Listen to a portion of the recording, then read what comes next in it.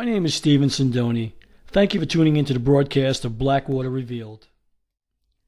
In late August, I was a guest on BBS Radio with host James Gilliland on his show As You Wish, and not long after I was sent an email from a man who identified himself as M. The letter is as follows. Hi, Stephen. First, I don't want to be involved in whatever becomes of this. I am only doing this for the money, which I need because work is slow to non-existent here in Siskiyou County. This is a disposable email, so don't bother tracking me down. Even if you could get past the strings of aliases used to set this account up, I'll deny everything and claim it was a hoax if I ever get put on the spot, and believe me, plenty of powerful people around here will back me up on that. The person who sent me these photos, I've never met.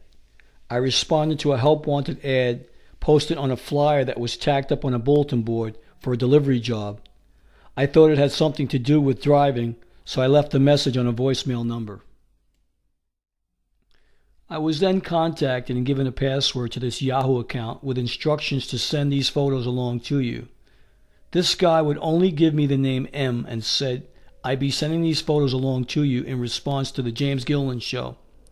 So a lot of the information I'm just passing along. I know nothing about except what he has told me, and I have agreed to do it so long as I wasn't involved in anything criminal. These photos were taken in McCloud, somewhere around the Mud Creek area on private property, by somebody who obviously has access to this area. The Hearsts own a huge swath of the land that extends from McCloud to the reservoir. They purchased the land back in the 1930s and built castles and all kinds of weird stuff along the McCloud River, but they don't let the public on their land, and very few people know how to get to it, and those that do are paid well to keep their mouths shut. There's a labyrinth of logging roads through that area, and if you don't know the roads and where to turn, you might as well be driving around a maze, because that's what it is. The Hearsts still use the land which they call Wytune, and only let their family and associates go there, but they don't use the roads, they just fly in with helicopters. They have Blackwater guarding the perimeter and roads that are further in, so if somebody gets past all the locked gates and through the maze of logging roads, they're probably still going to get caught. If you travel down the roads far enough, there's Blackwater signage posted along with the private property and no trespassing signs, and they don't exactly keep that low a profile. All the Blackwater helicopters flying around Mount Shasta area are Blackwater. I have no idea where on this property these petroglyphs come from or what they mean, and I don't know why parts of the photo are blacked out. I'm just sending them as given to me, and I'm told this is only a start. And there's stuff on this property that will raise the hair on the back of your neck straight up.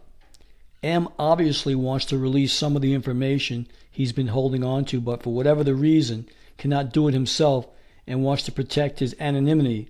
But there is a story here, and I suppose that's why he's hired me to pass these along. I'll pass along anything you have to say, but I have to do that through another account that's set up offshore and totally undetectable.